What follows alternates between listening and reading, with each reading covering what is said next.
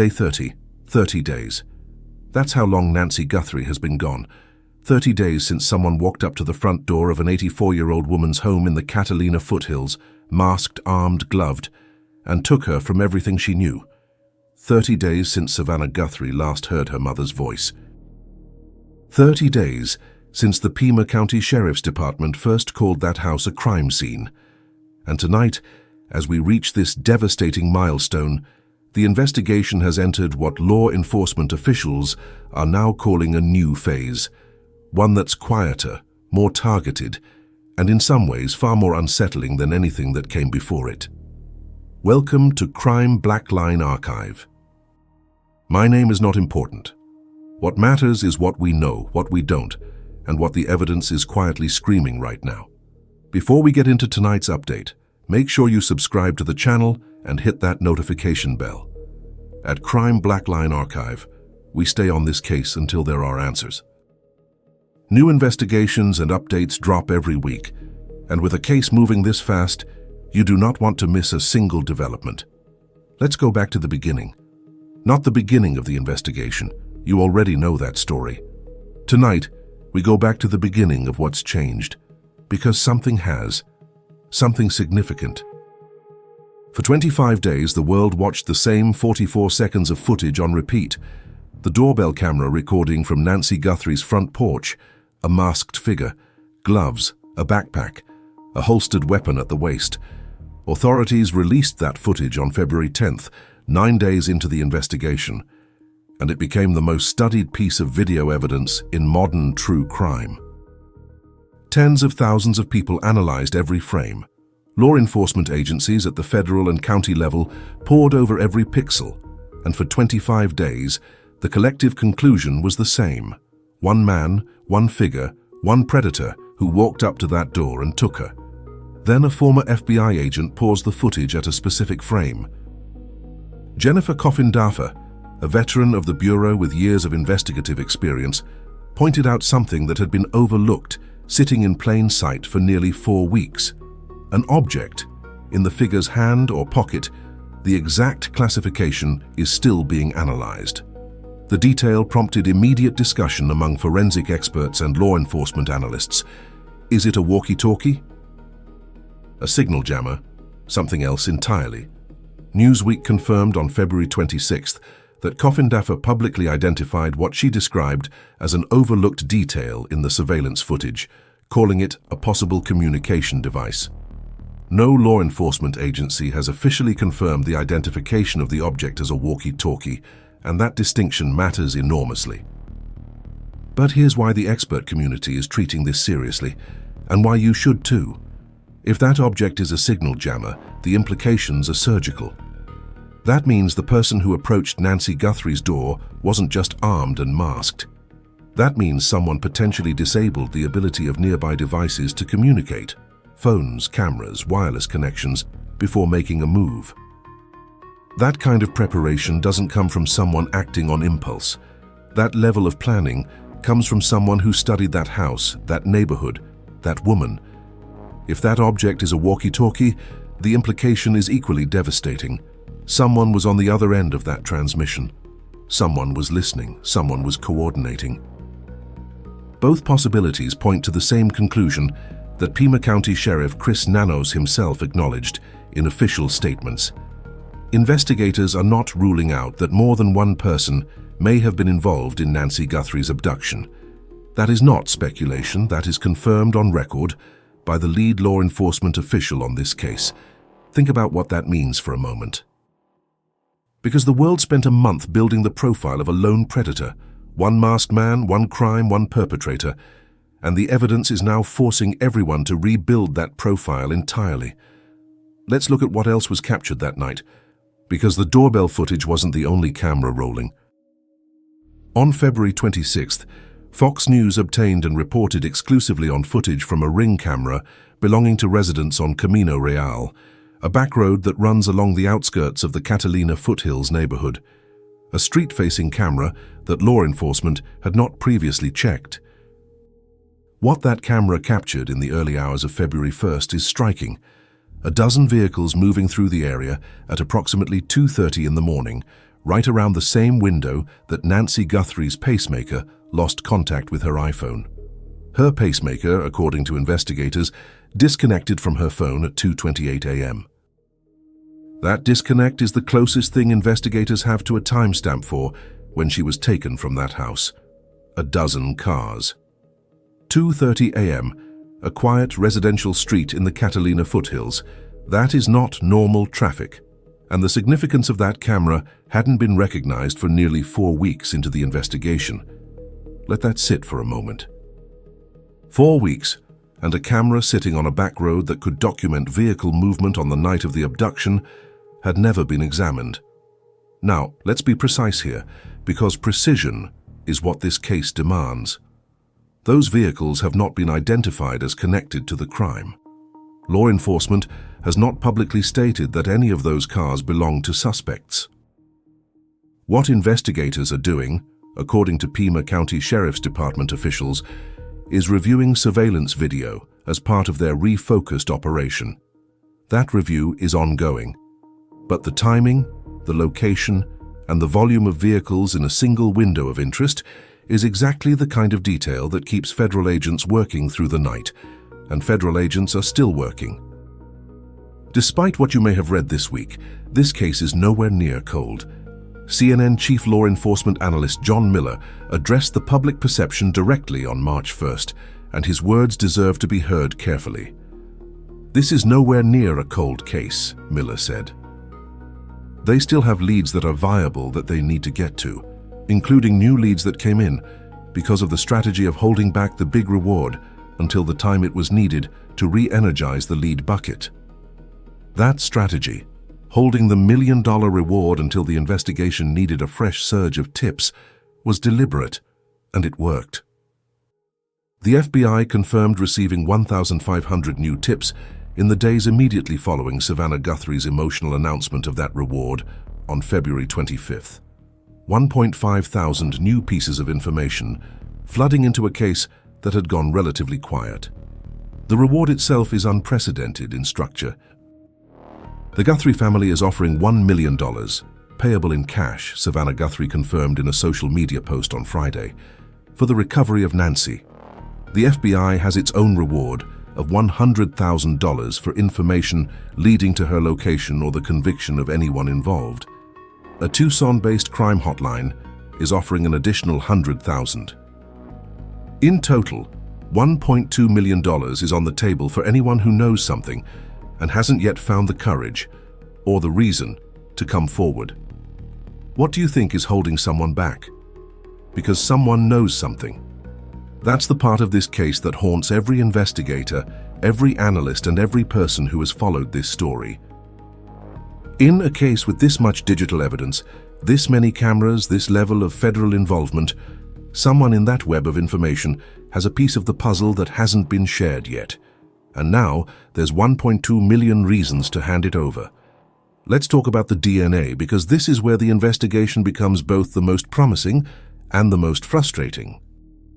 What the FBI has confirmed is this: the black gloves found approximately 2 miles from Nancy Guthrie's home, in a field discovered by sheriff's deputies on February 12th, appear to match the gloves worn by the masked figure in the doorbell footage.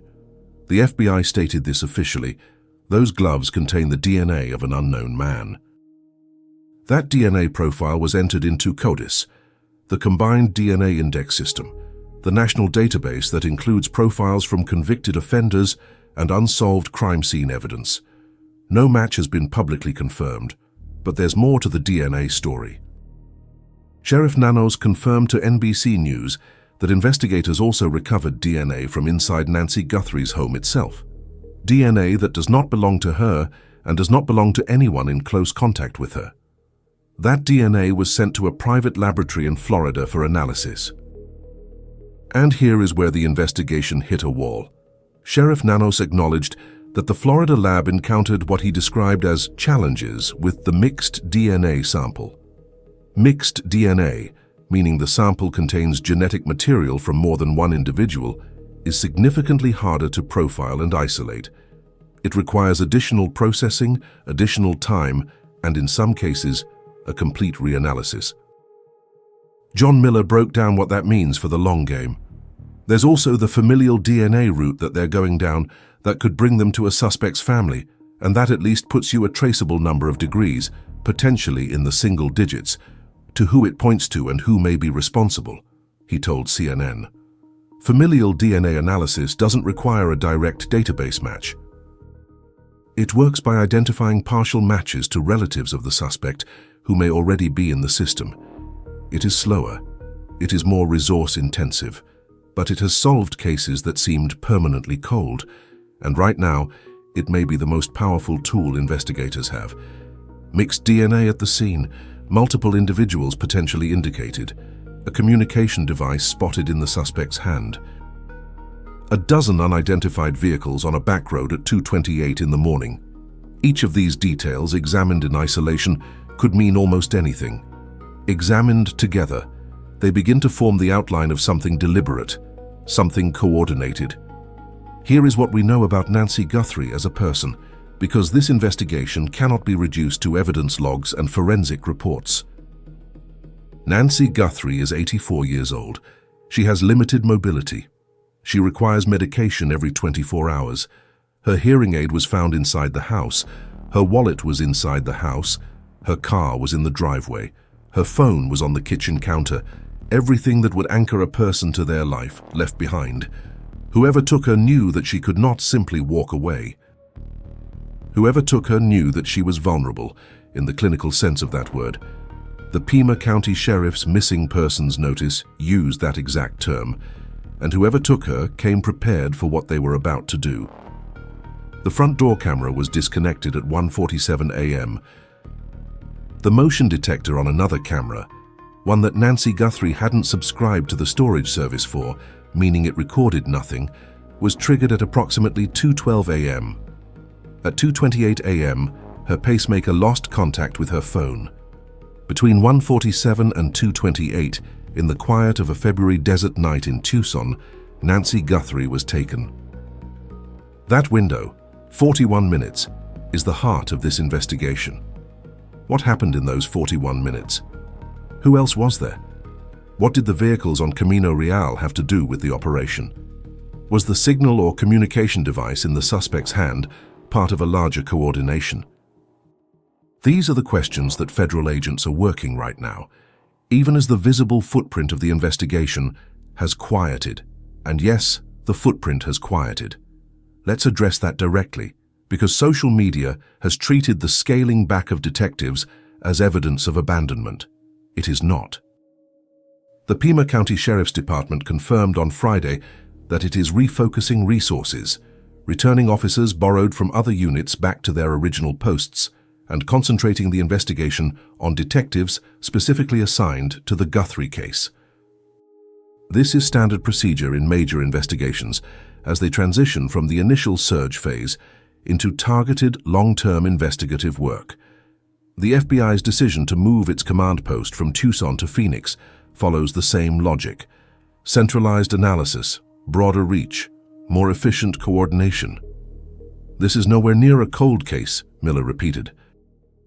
You have to be open to the idea of bringing in a fresh set of eyes, because you can get investigative blindness staring at the same evidence in the same case file for so long that something might be looking straight back at you that you don't see. Something might be looking straight back at you that you don't see. That sentence should stop every one of us.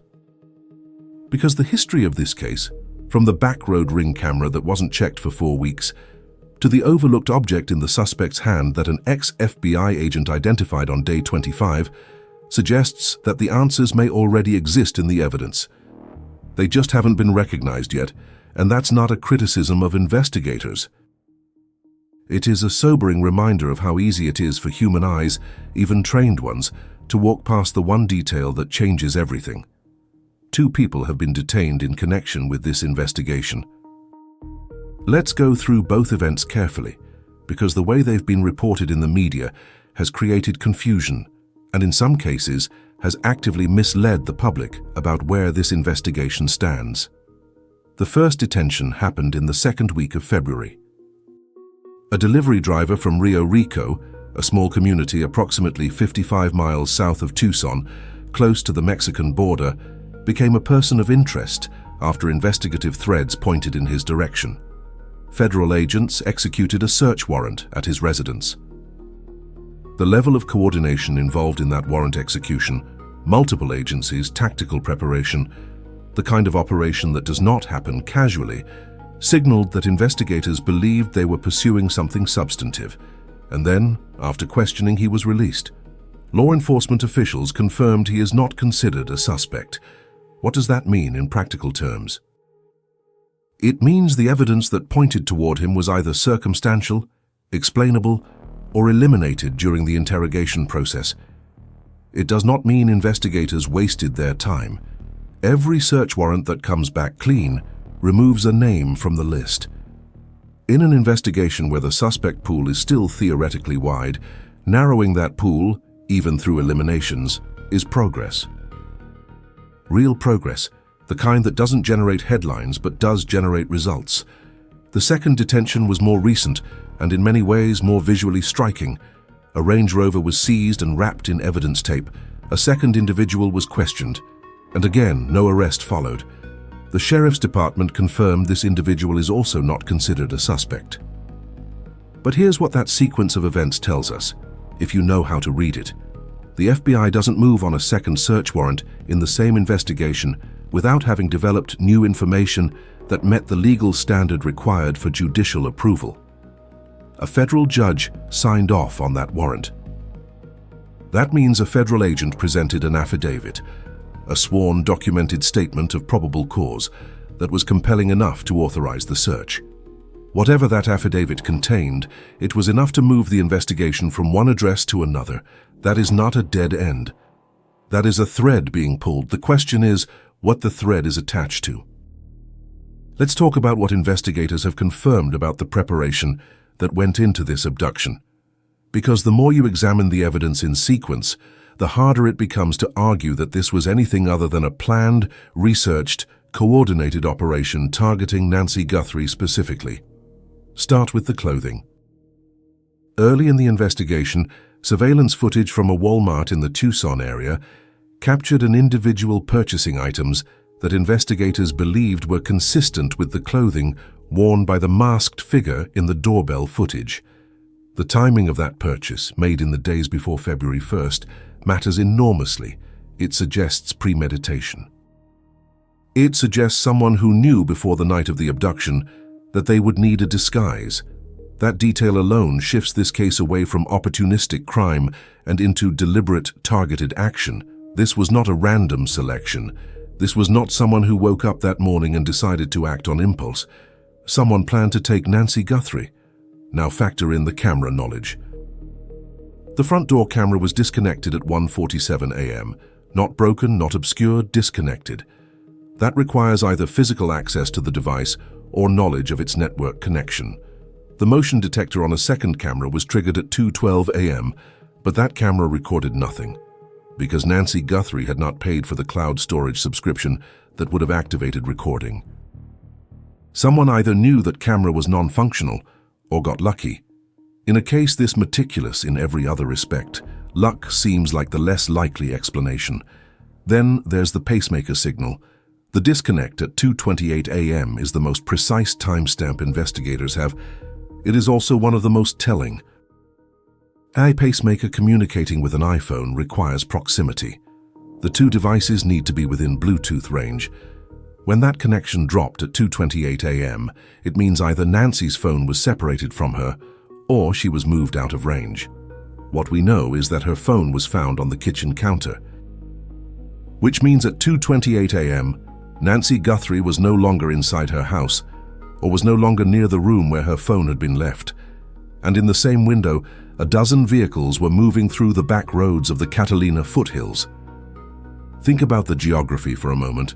The Catalina foothills are not downtown Tucson. They are a residential area defined by winding roads, elevation changes, and limited access points. If you were planning to move a person from that neighborhood without being seen, without generating obvious traffic patterns on main roads, you would need to know which routes were monitored and which weren't. You would need to know that Camino Real existed. You would need to know that the cameras in that area had gaps, This is local knowledge or researched knowledge. Either way, it is knowledge that a stranger passing through does not possess. Which brings us to one of the most important and least discussed aspects of this entire investigation, the question of surveillance, not the surveillance conducted by law enforcement. The surveillance that may have been conducted on Nancy Guthrie before February 1st. In cases involving elderly victims taken from their homes in the early hours of the morning, law enforcement analysts consistently look for what they call pre-operational activity. Evidence that the perpetrator visited the target location before the crime, studied the victim's routines, identified the gaps in the security system, and mapped the exit routes. In Nancy Guthrie's case, investigators have not publicly confirmed whether any pre-operational surveillance was detected on neighboring cameras, on the home's own camera history, or through other means. But the behavior profile of the abduction, the timing, the preparation, the equipment, the route knowledge, is entirely consistent with someone who had done that work in advance. And if someone surveilled Nancy Guthrie's home before February 1st, that creates an entirely new set of questions. When did that surveillance begin? Was it days, weeks? Was it triggered by something, a pattern of behavior, a known schedule, a connection to someone in her life? And if there were multiple individuals involved, as the evidence is beginning to suggest, who was doing the watching and who was doing the taking? Let's talk about Mexico, because the investigation has not stayed within Tucson's borders, and that geography matters. Pima County sits on the United States-Mexico border. Tucson is approximately 60 miles from the Nogales Crossing, one of the most heavily trafficked border points in the American Southwest. Rio Rico, where the first detained individual lived, is 40 miles from that same crossing. Federal investigators have not publicly confirmed any cross-border angle in the Guthrie abduction, but several things are worth noting. The FBI's investigation has by definition involved coordination with agencies that operate in that corridor. The area has a well-documented history of organized criminal activity that includes cross-border operations of significant complexity. And investigators, when asked directly about the possibility of Nancy Guthrie being moved outside the United States, have consistently declined to rule it out rather than flatly denying it. That is not confirmation of a cross-border element. It is the absence of a denial. And in cases like this, those two things are not the same. What would a cross-border element mean for the investigation? It would mean jurisdictional complexity on a level that transforms a local missing persons case into an international law enforcement operation. It would mean coordination with Mexican federal authorities, the kind of coordination that takes time, requires diplomatic channels, and moves at a pace that is fundamentally incompatible with the urgency that a missing 84-year-old woman demands. It would mean that the FBI's decision to move its command center to Phoenix, closer to the federal infrastructure, closer to the border coordination agencies, makes even more operational sense than it did at face value. We want to be clear, this is analytical context, not confirmed fact. The possibility of a cross-border element is one of several active investigative directions, not a conclusion, but it is a direction that the evidence does not rule out. And in the absence of an arrest, every direction that cannot be ruled out remains on the table. Let's talk about Savannah Guthrie. Because in 30 days of public coverage of this case, her presence has been both the most humanizing and the most scrutinized element of the story. Savannah Guthrie is the co-host of NBC's Today Show. She is, by any measure, one of the most recognizable and trusted faces in American morning television. For weeks after her mother's disappearance, she stepped back from the show, an absence that was itself a kind of communication to the millions of viewers who notice these things. When she returned, her colleagues surrounded her with the quiet solidarity that you don't perform for cameras. When she announced the $1 million reward on February 25th, her voice held the specific quality of someone who has been holding something together by sheer force of will for 25 days straight.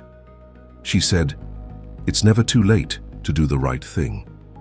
Those 6 words were not written by a publicist, they were not crafted by a communications team.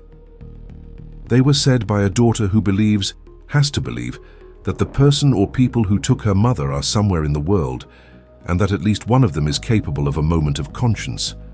That somewhere in the chain of people who know something, someone is carrying the weight of what they know and looking for a reason to set it down. What do we know about the family's relationship with law enforcement? By all public accounts, it has been cooperative, transparent, and ultimately exonerating. Sheriff Nanos cleared the family decisively and unambiguously, not as a courtesy, but as a factual conclusion based on evidence and investigation. He was emphatic when asked directly, "The family has been nothing but cooperative and gracious, and our victims in this case. To suggest otherwise is not only wrong, it is cruel." That statement was made in the context of a social media environment that had become, in the sheriff's own words, toxic. Online speculation targeting the Guthrie family and targeting entirely innocent neighbors and community members in the Catalina foothills reached a level of intensity that prompted law enforcement officials to do something they almost never do: publicly and repeatedly ask the internet to stop. One family in the neighborhood told reporters they felt scared numb after social media posts identified a family member as a suspect based on nothing more than a superficial physical resemblance to the masked figure in the footage. Think about what that means. Think about being that family. Your neighbor is missing. Federal agents are conducting a search. And suddenly your son or your brother or your husband is being named on Facebook and Reddit and YouTube as a possible suspect, not because of evidence, not because of a tip to law enforcement, but because someone on the internet decided that a physical resemblance was sufficient grounds for accusation. That is not community engagement. That is not citizen investigation. That is harm with a real address attached to it, and it has a practical consequence for the actual investigation. Every hour that law enforcement spends responding to, clarifying, or managing the fallout from false online accusations is an hour not spent following real leads. Every phone call from an innocent person whose name has been publicly circulated as a suspect is a resource pulled away from the 1,500 actual tips sitting in the FBI's intake system. The sheriff said publicly that he wishes he could personally defend every single person who has been falsely accused. He should not be in that position. No law enforcement official running a missing persons investigation should be spending time doing public relations cleanup for online speculation. If you are someone who has participated in naming innocent people in connection with this case, this is the moment to stop. Not because it's uncomfortable to hear, because it is actively making it harder to find Nancy Guthrie. Now let's go somewhere the coverage has mostly avoided.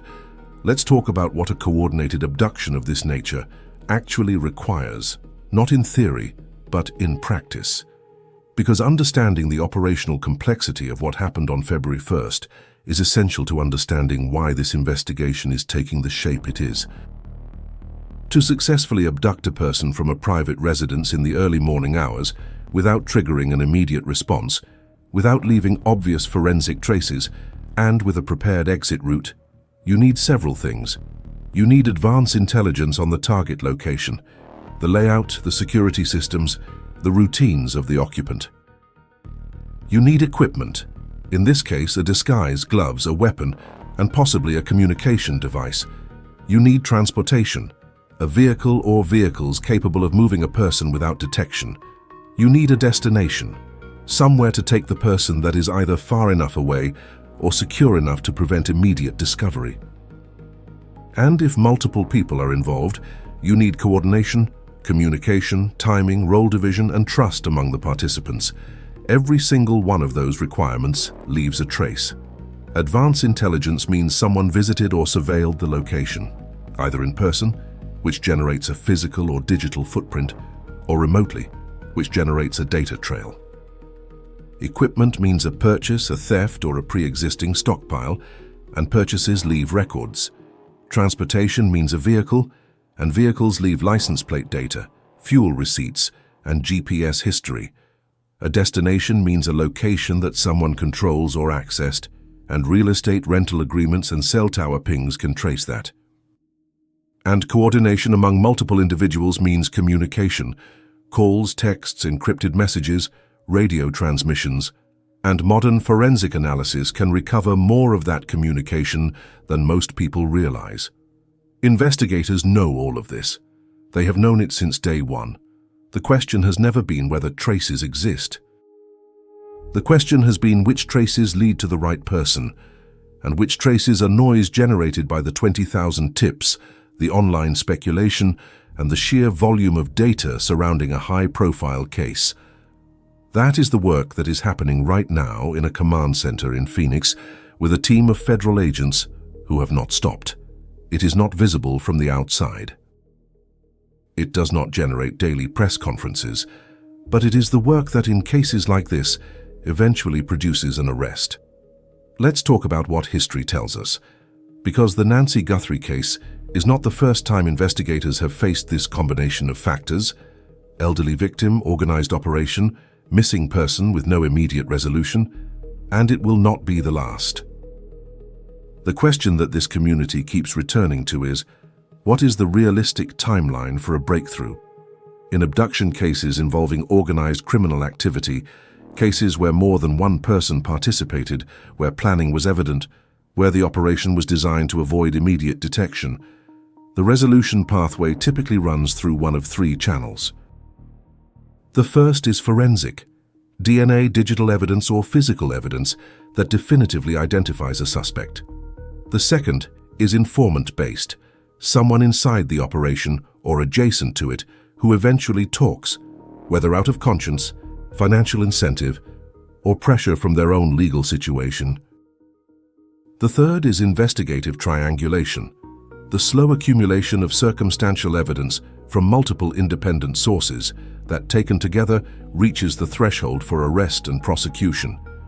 All three of those channels are currently active in the Guthrie investigation. The DNA from the gloves is being processed through CODIS and through familial analysis. The 500 new tips following the reward announcement represent the largest single influx of potential informant leads since the investigation began, and the surveillance review, now extended to include the Camino Real ring footage and an unknown quantity of additional cameras in the surrounding area, represents the systematic triangulation effort that federal investigations rely on. 30 days is not a long time for a case this complex. It feels like a long time. To Savannah Guthrie, standing in front of a camera every morning knowing her mother is out there, it is an eternity. To the investigators in Phoenix working through those 1,500 tips, it is the opening chapter of a process that may take months.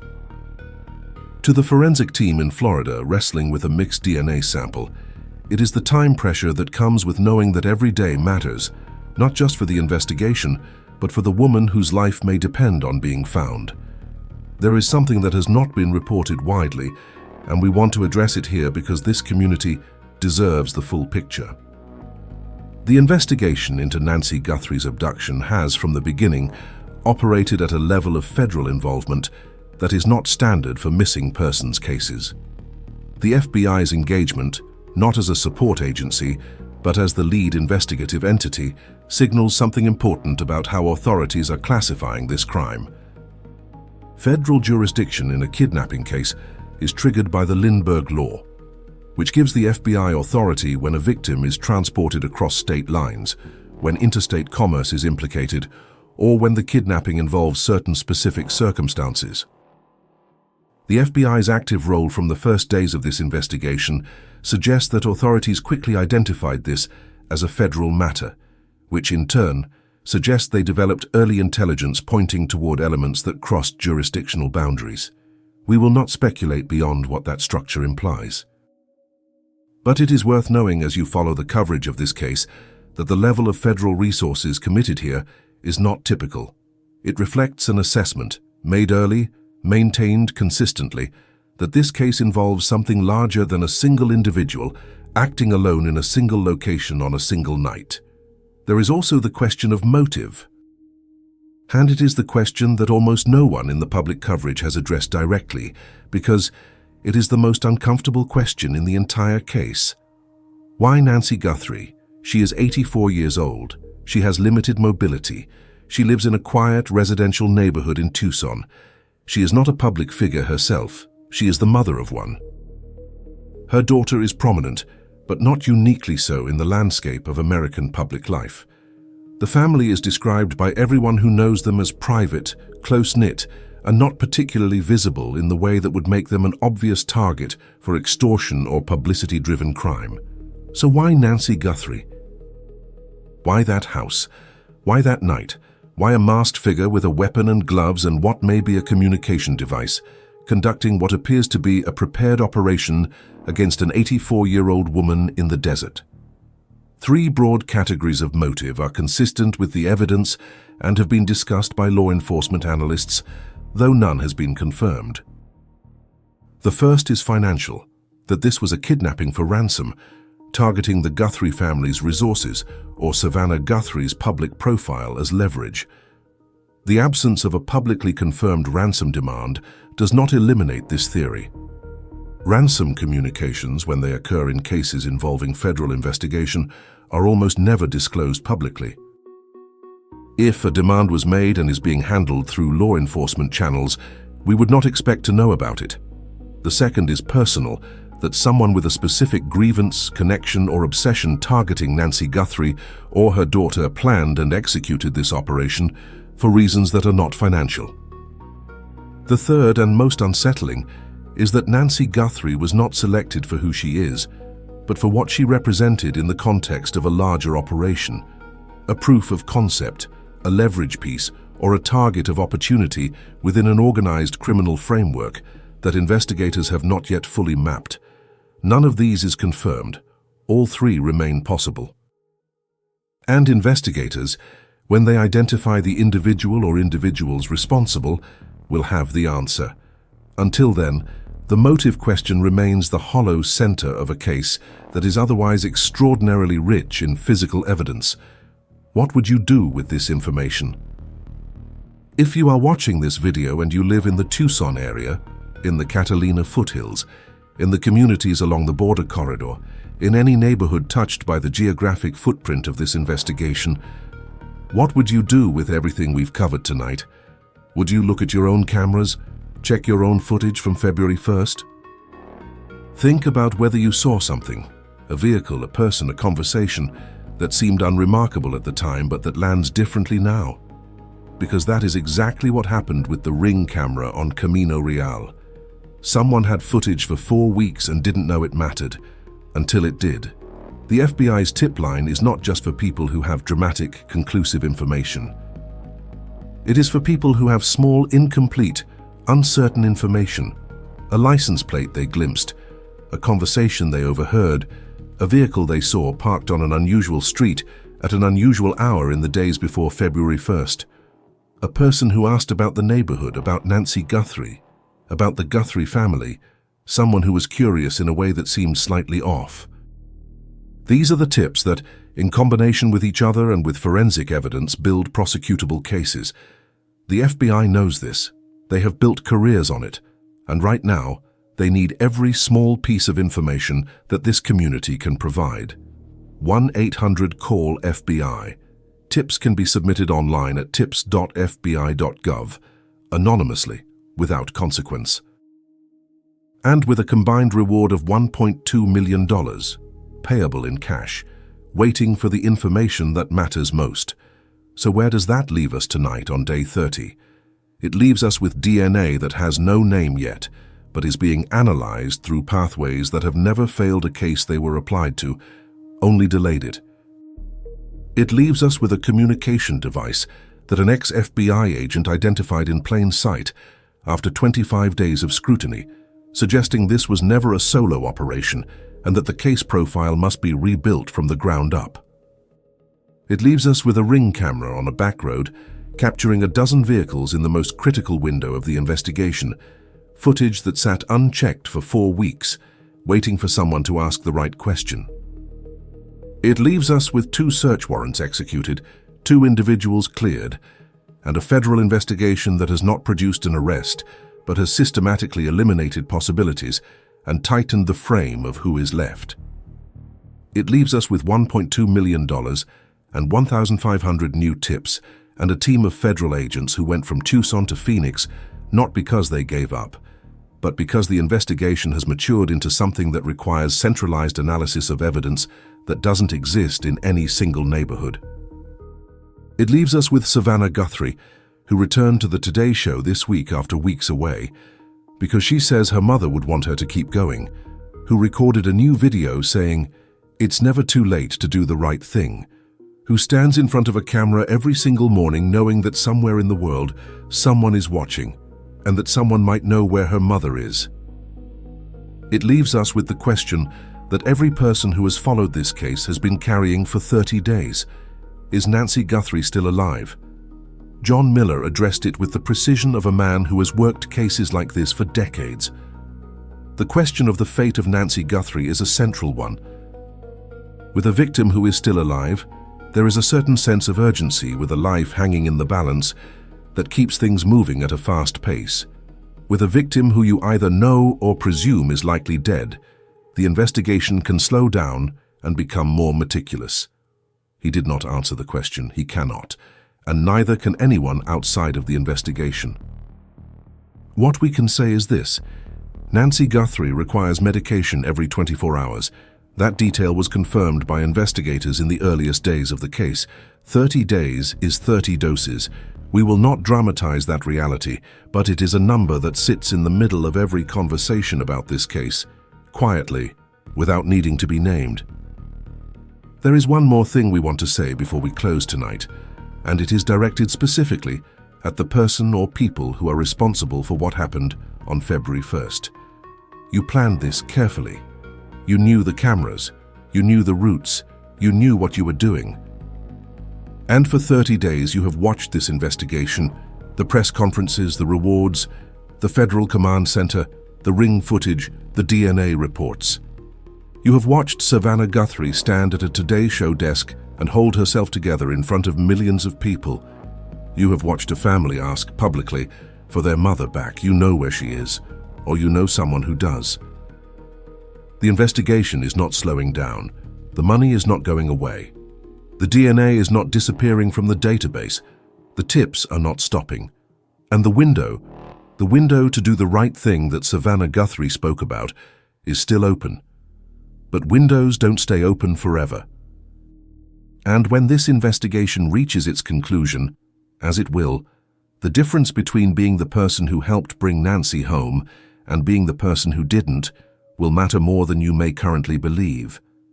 If you have information, any information, the FBI tip line is 1-800-CALL-FBI. Tips can be submitted at tips.fbi.gov. You can do it right now from wherever you are anonymously, with no obligation beyond the act of telling someone what you know. If this investigation matters to you, and if you've stayed with us through all of it tonight, it clearly does, please subscribe to Crime Blackline Archive and leave your thoughts in the comments below. What detail from day 30 stands out most to you?